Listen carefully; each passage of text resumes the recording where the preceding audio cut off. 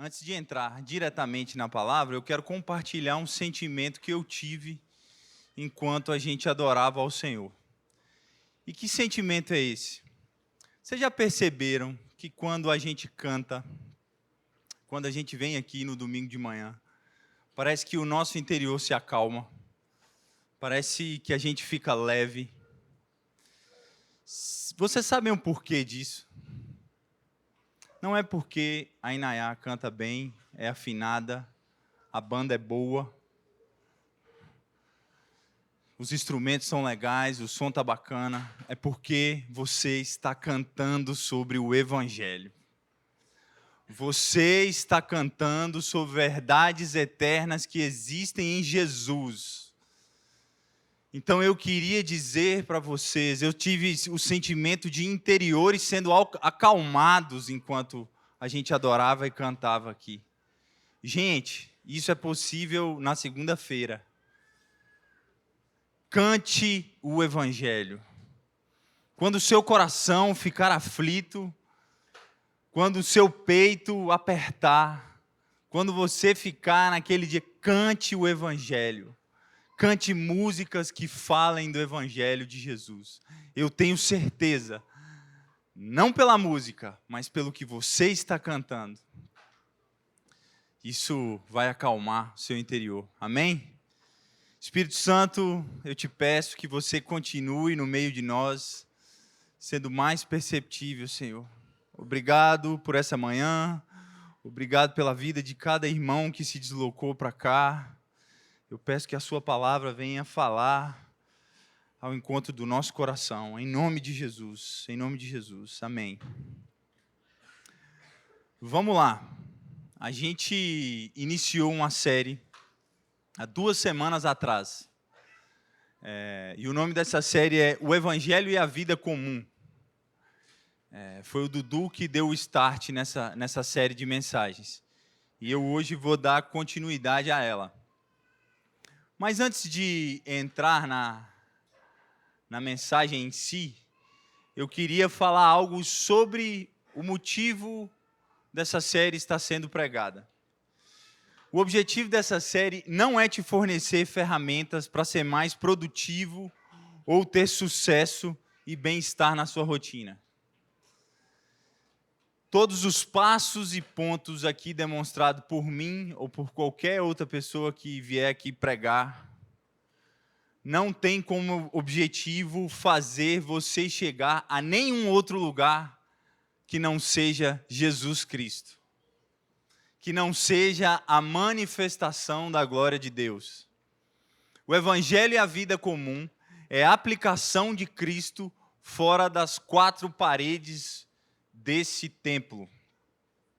Essa série tem como objetivo te empoderar do Evangelho para que você saia daqui e fale sobre ele, e viva sobre ele, no mais comum da sua vida, no mais comum que a sua rotina possa parecer ser. Porque aqui dentro, nas agendas que nós temos como Convergência, às vezes a gente vive isso sem um entendimento, mas a gente vive isso porque o sistema nos empurra para isso. E o que a gente quer é impulsionar vocês com bastante amor e convicção para que vocês possam ir para fora e viver isso lá no ordinário da nossa vida, da vida de vocês. Rodolfo, eu acredito na manifestação do poder de Deus em meio ao nosso cotidiano. Amém? Então vamos lá. O título dessa mensagem é O Evangelho e o Trabalho. E eu dividi em 3 pontos. O primeiro ponto é o sentido bíblico do trabalho. O segundo ponto é a nossa mente dualista, que divide sagrado e secular.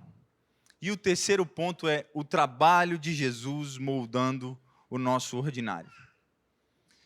Então vamos lá. Sentido bíblico do trabalho.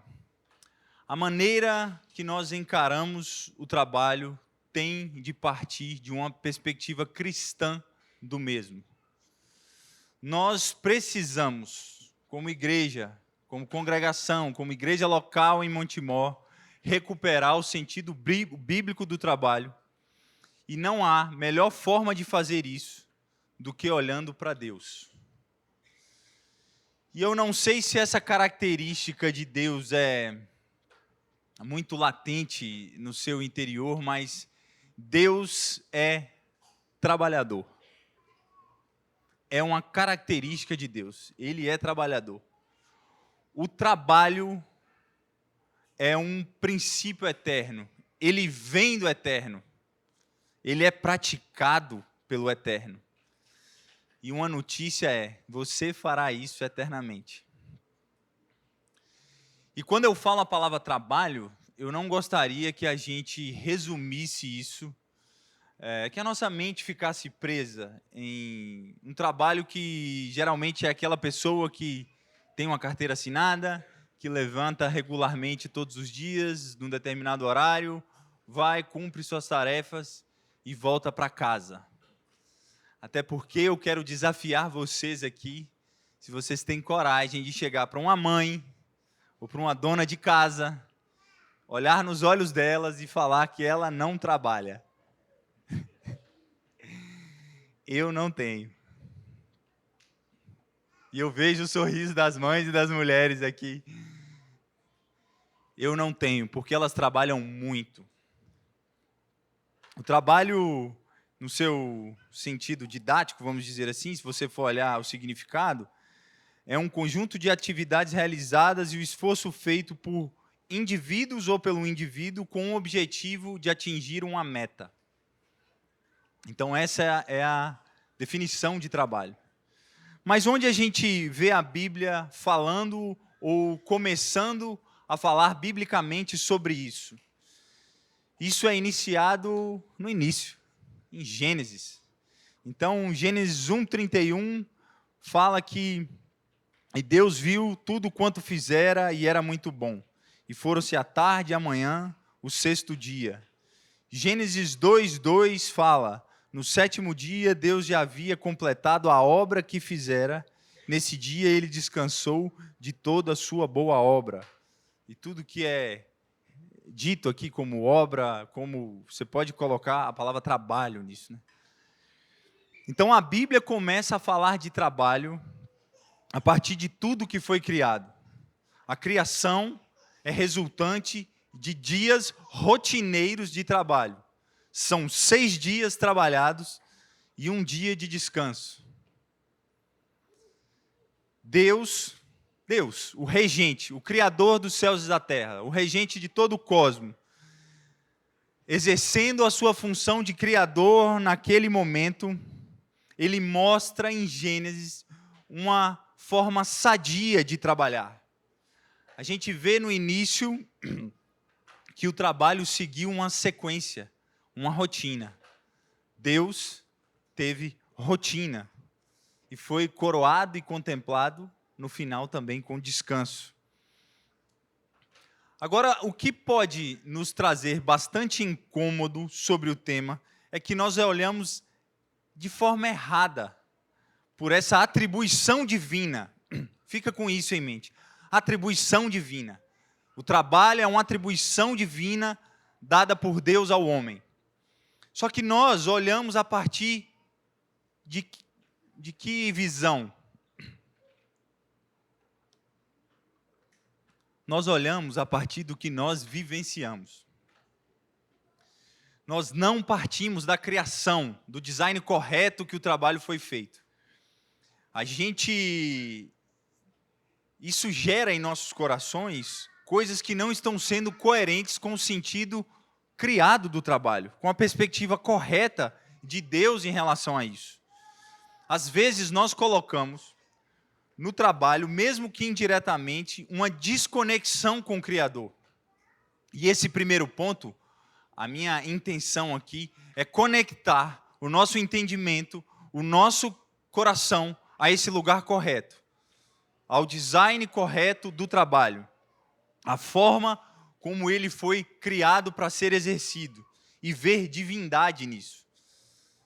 Porque isso agrada ao Senhor, isso agrada a Deus. Imagina que você criou algo, e esse algo criado por você, se coloca no lugar de Deus por um momento aí. Sei que vocês não têm dificuldade para isso.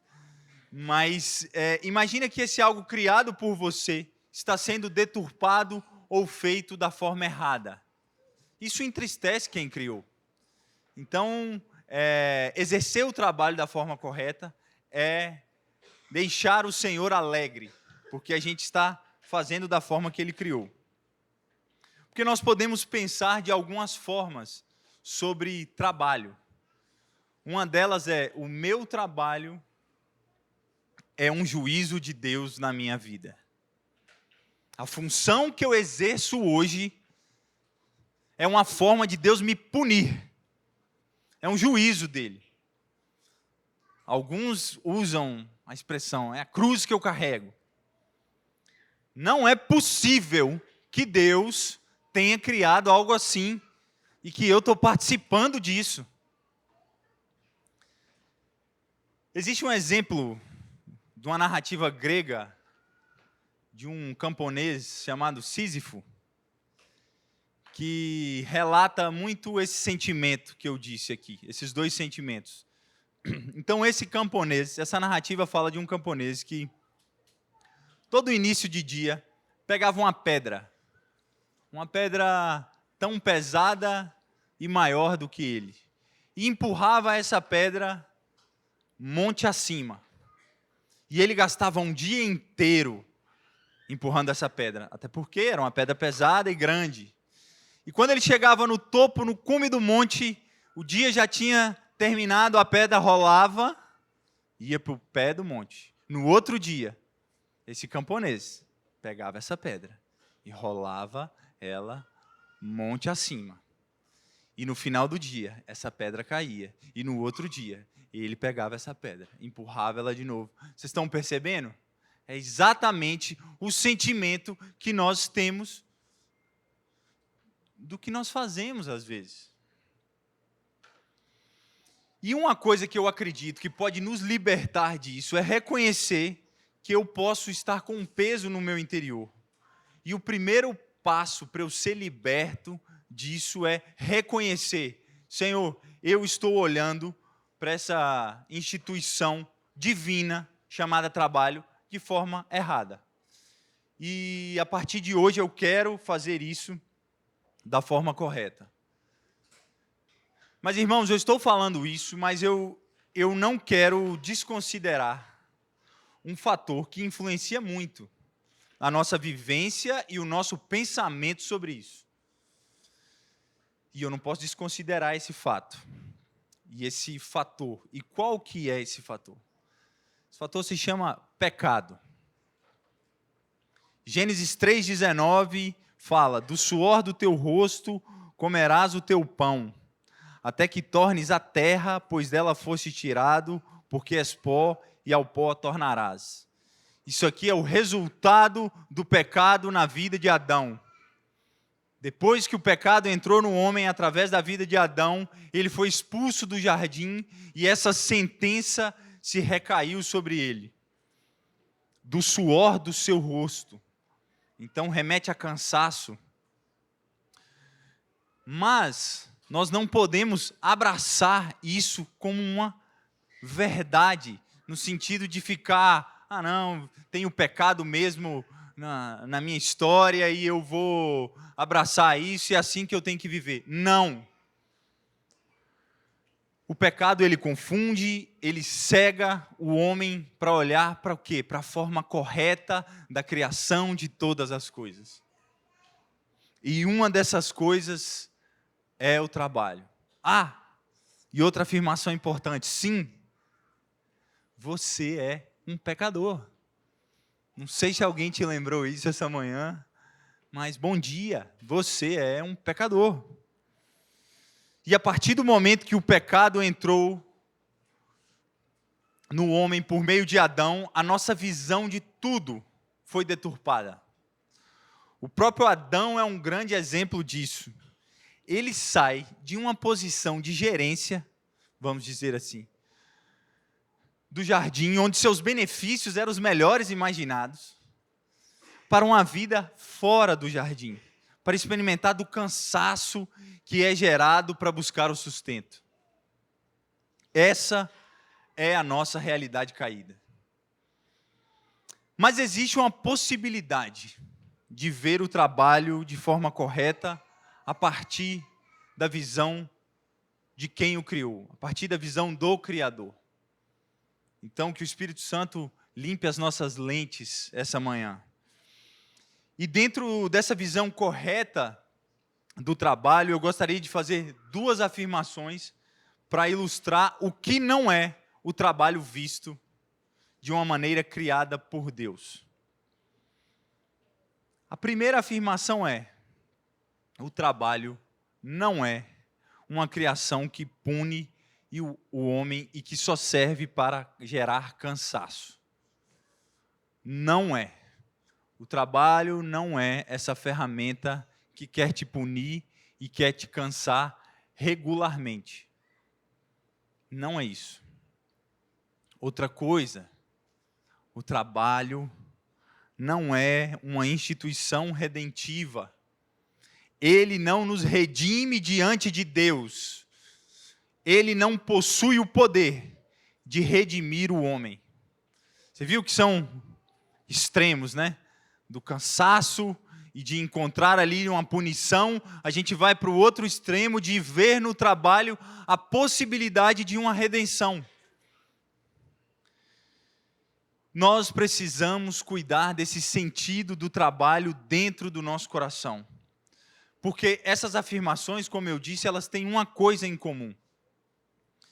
Elas estão desequilibradas e elas são extremas. E os extremos são iguais. Por quê? Porque eles são extremos. Então, há falta de Deus tanto para aquele que acha que o trabalho é uma batalha punitiva e repetitiva, quanto para aquele que encara o trabalho e na força do seu braço a capacidade de redenção. E nesse segundo ponto eu me enxergo bastante assim. Então, há 2 semanas atrás eu sofri um acidente de moto.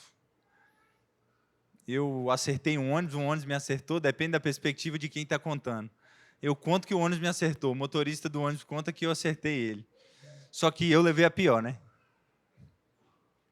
Mas ficar essas 2 semanas que eu teria que ficar de repouso, mas fiquei só 2 dias de perna para o alto, foi muito difícil para mim. Porque eu estou muito nesse perfil aqui de identidade e função através do fazer.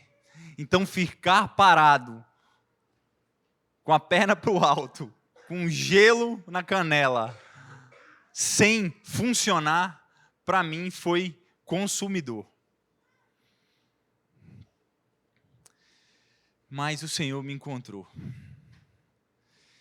E, como eu disse, há algo interessante nessas duas afirmações. Elas têm algo em comum porque elas são intensas e radicais.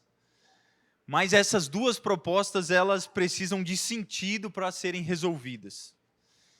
E aí, para dar sentido para ela, eu pergunto para você, qual é o sentido da sua vida? O que te move no cumprimento cíclico que a vida te dá?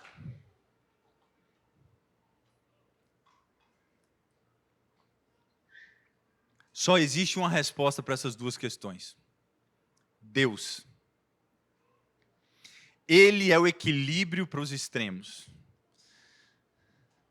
Então, partindo dessa pergunta e identificando que Deus é a possibilidade que existe em nós de equilibrar essa agitação em nosso interior, tanto para um lado como para o outro. Pode ser que em um momento a gente esteja na primeira pergunta, na primeira afirmação, no momento a gente esteja em outra. A resposta é que Deus é a possibilidade de equilíbrio e a possibilidade de você lidar com isso da forma correta. E dessa forma também nós podemos entrar no segundo ponto um pouco mais conscientes dessa luta que existe, essa luta desequilibrada que existe dentro de nós. Existe em nós uma mente dualista. Nós dividimos as coisas. A gente divide o que é sagrado e o que é secular. E de onde surgiu essa divisão no interior do homem? Quem deu esse presente para nós? Essa divisão é uma herança judaica, que é percebida em algumas orações do Talmud.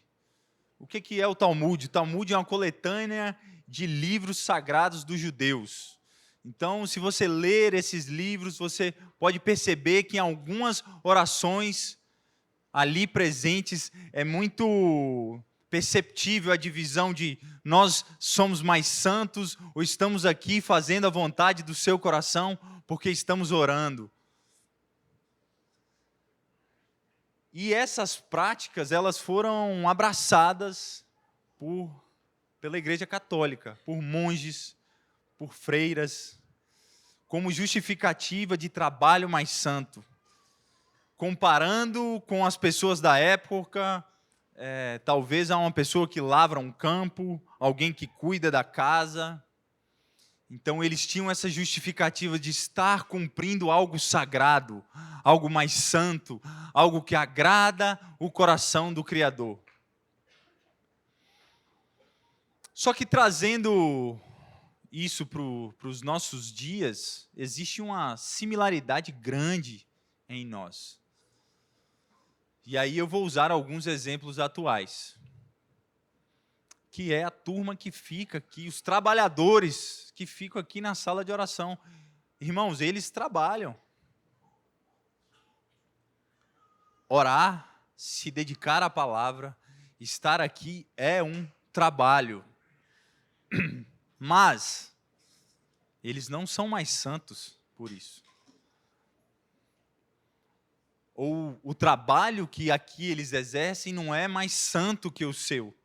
E isso é uma via de mão dupla, porque eles podem estar olhando para vocês dessa forma, não, eu estou aqui, pô. Eu entreguei minha vida para o Senhor, aqui na sala de oração, incenso, dia e noite, e o cara está vendendo fruta.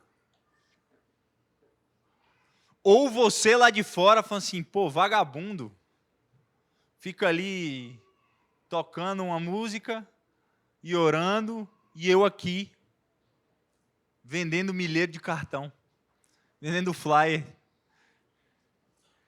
Não existe essa divisão. Às vezes, falando assim, fica um pouco mais escrachado, né?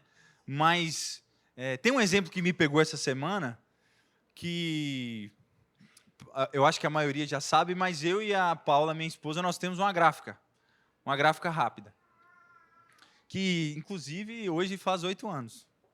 Estamos de aniversário, David. E há mais ou menos 1 mês e meio nós entramos numa empreitada aí e adquirimos uma escola cristã, uma escola que é confessional. No fundo, às vezes nós queremos flertar, eu quero flertar com aquele sentimento de que a escola cristã exerce um trabalho mais santo, justo e digno do que fazer flyer, cartão, cardápio, plastificar, cortar, furar tag. E é tanta coisa. Então, um fator que me ajuda a combater essa visão do sagrado e secular é o fator Deus. Mas existe um exemplo de um povo que praticou muito isso e que eu quero recomendar, um livro que eu li essa semana, que é o livro Santos no Mundo, que é o livro que conta a história e fala de algumas práticas dos puritanos. Quem foram os puritanos? Os puritanos foram uma comunidade cristã, protestante, inglesa, que acreditava que a vida deveria ser vivida para a glória de Deus. e que não havia distinção entre esses dois pontos. O exemplo puritano é um testemunho de encorajamento contra o dualismo, contra essa divisão. A forma como eles viviam a vida e praticavam as suas habilidades de trabalho era uma manifestação da glória de Deus, da sua grandeza, e tudo isso em meio à vida comum. Vocês percebem que às vezes quando eu me refiro a Deus com esses adjetivos, que realmente pertencem a Ele, como glória, grandeza, Criador, a gente distancia da possibilidade de manifestar isso na nossa vida ordinária. Eu vou manifestar o Criador dirigindo um Uber? Eu vou manifestar o Criador num balcão de um comércio? A glória de Deus?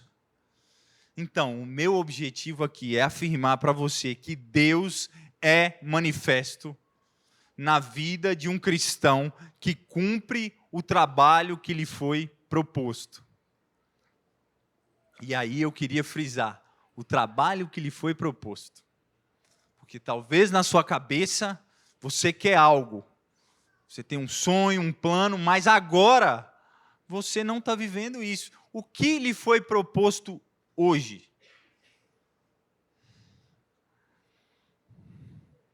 Se você fizer isso de forma excelente, isso manifesta a realidade do Criador. Existe santidade na dignidade do trabalho comum. Deus é digno de uma casa limpa. Deus é digno de uma tarefa bem feita no escritório. Deus é digno da sua prudência no trânsito ao dirigir um carro. Deus é digno a dirigir uma moto. Deus é digno da minha prudência. Deus é digno de uma venda justa. Deus é digno de um trabalho repetitivo feito com atenção. Quem trabalha na Vide sabe, quando tem tag para cortar, você vai fazer a mesma coisa, um momento repetitivo, em média de 500 a 1000 vezes. Repetindo a mesma coisa. A mesma coisa. E aquilo vai acabar e talvez daqui 15 dias ou uma semana aquele cliente peça mais e é a mesma coisa. Deus é digno de você fazer aquilo ali com atenção.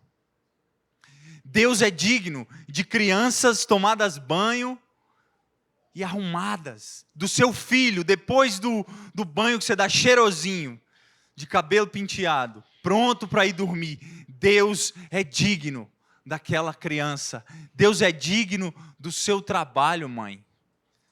Deus é digno, solteiro, da limpeza da sua casa. Porque o casado, ele ainda ou tem o reconhecimento ou a reclamação do cônjuge. Mas o solteiro não, ele limpa a casa e ninguém vê. Eu quero te dizer, Deus te vê. E Ele é digno de você abaixar e limpar debaixo da cama. Ele é digno disso ser feito com excelência. Deus é digno da organização e da limpeza desse salão. E Deus é digno de todas as coisas que estão vindo na cabeça de vocês agora enquanto eu falo. Deus é digno desse trabalho feito da melhor forma. Vocês percebem que o fator Deus, sua glória e dignidade deve ser, tem que ser, o meu objetivo é que seja uma grande arma para quebrar o dualismo em nossa mente. Você pensar na dignidade de Deus enquanto você faz um trabalho, seja ele qual for. Mas e aí? Como nós podemos nos manter nesse lugar?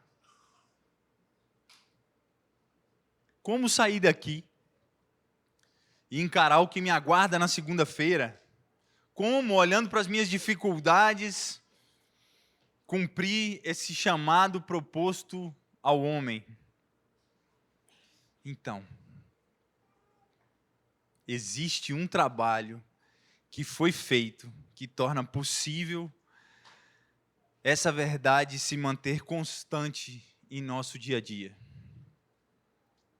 Abre lá comigo em Isaías 53, 11.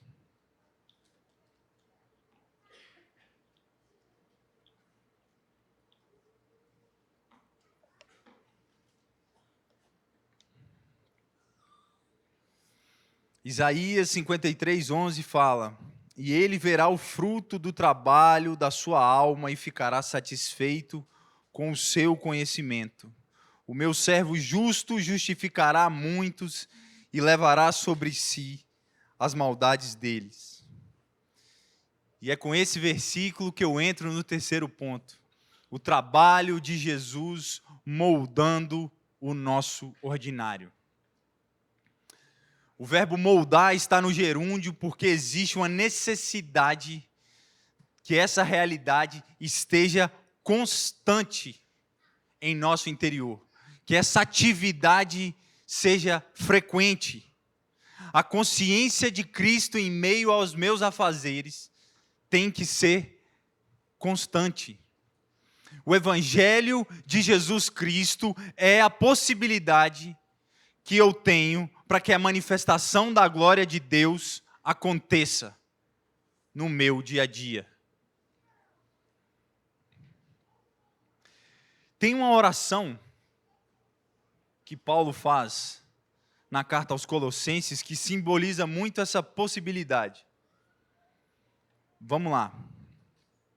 Colossenses 1. A gente vai ler do 10 ao 14.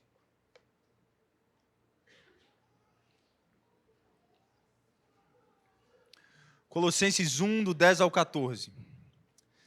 Assim, oramos para que possais viver de maneira digna do Senhor, agradando-lhe em tudo, frutificando em toda boa obra e crescendo no conhecimento de Deus, fortalecidos com todo o vigor, segundo o poder da sua glória, para que, com alegria, tenhais toda perseverança e paciência, dando graças ao Pai, que vos capacitou a participar da herança dos santos na luz.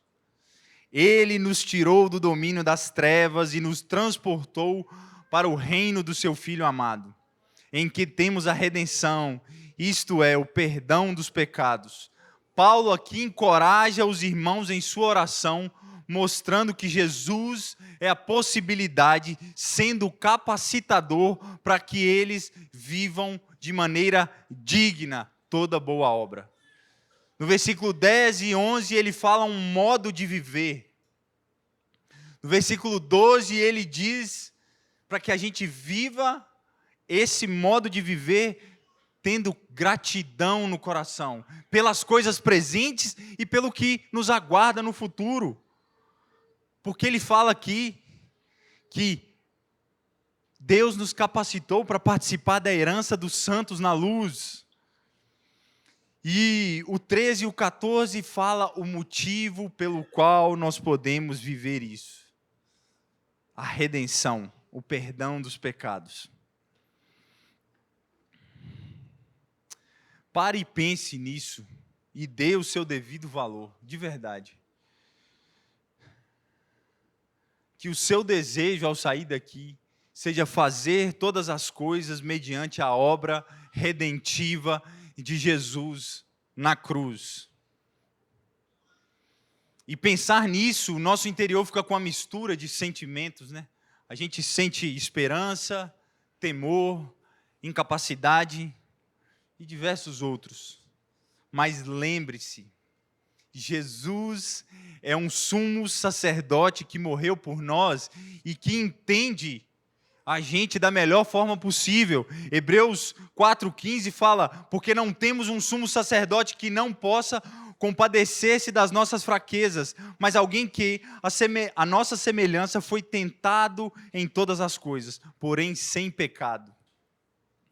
Ele se compadece da sua fraqueza e dor, porque ele aqui esteve vivendo isso. Ele foi tentado de forma semelhante. Ele tem autoridade para se compadecer de você. Outro fator muito importante sobre Jesus é ele fazer algo que não estava diretamente ligado ao seu chamado messiânico. Vocês já pararam para pensar nisso?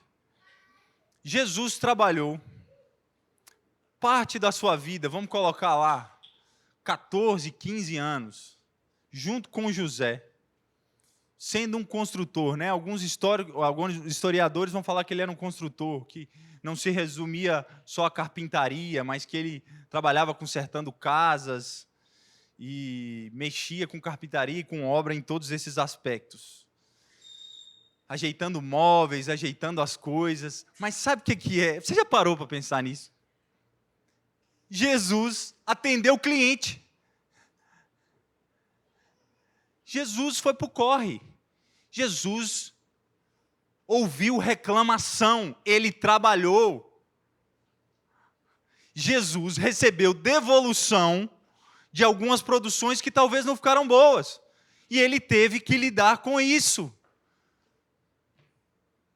Não num balcão, igual talvez eu lido, mas de outra forma. E falando isso, fere aqui dentro de mim, porque eu tenho que lidar com isso constantemente, porque a gente erra. Mas existe a possibilidade em Cristo Jesus de lidar com isso de forma santa e gloriosa e manifestando o poder de Deus. A visibilidade do ministério de Jesus como mestre era pequena nessa época, onde ele era mais conhecido como um carpinteiro. Ele começou com 30 anos, foram 3 anos. Jesus te entende, meu irmão. Jesus te entende. Existe algo que nós precisamos estar conscientes, porque essa consciência é libertadora para o cristão. O trabalho que fazemos não é o que nos define. A sua identidade não é a sua profissão. Jesus não foi definido pelo seu trabalho de carpintaria. Você não é aquilo que você faz.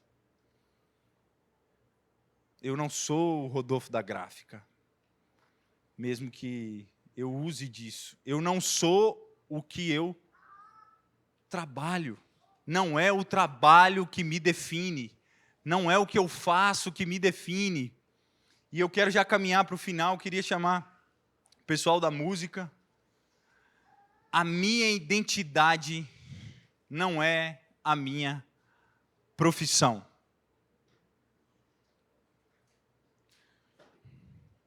Mas existe um trabalho que me define.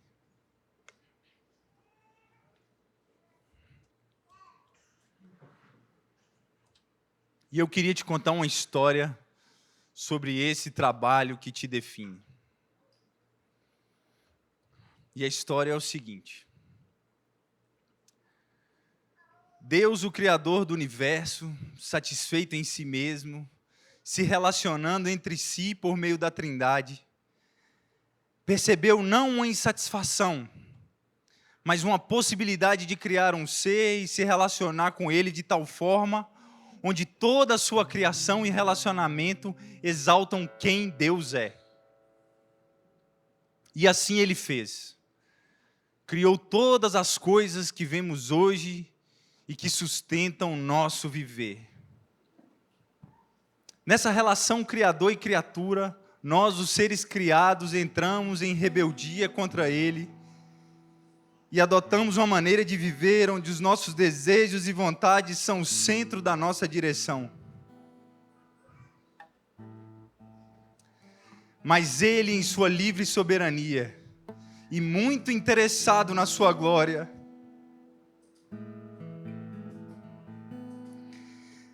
enviou o maior trabalhador já visto. Esse homem serviu de tantas formas possíveis que narrar elas aqui tomariam todo o nosso dia. Mas o seu maior ato e ápice de coração de servo, consciente do trabalho que lhe foi dado, foi entrar em nosso lugar e receber nele o que deveria em nossas costas recair. E foi até a cruz, e em um madeiro foi pendurado, levando sobre si tudo que nos pertencia. Jesus e o seu trabalho na cruz é o que nos define, meus irmãos. Nesse trabalho nós podemos descansar. Nesse trabalho nós podemos nos deleitar. Nesse trabalho nós devemos ter expectativas eternas. Eu e você, todos nós aqui presentes, o que pode trazer a definição da nossa vida é o trabalho de Jesus Cristo. Fique de pé.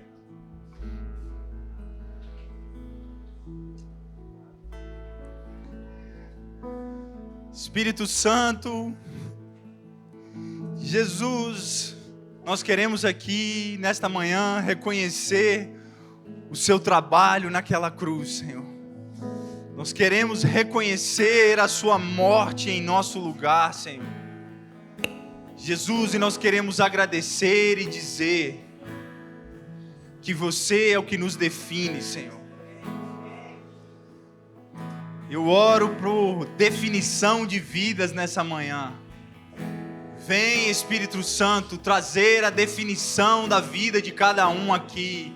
E essa definição está em você. E essa definição é você. Essa definição vai e volta para você. Você é o sentido da nossa vida. Você é o que nos move. Você é a possibilidade da gente olhar para a segunda-feira e não ter medo. Porque não é ela que nos define, é você. É a sua obra redentiva na cruz. É a esperança que nós temos em você. Vem, Santo Espírito. Manifesta ao interior dos meus irmãos essa manhã. Venha alicerçar essa verdade no interior de cada um aqui, Pai. Em nome de Jesus, em nome de Jesus. Amém.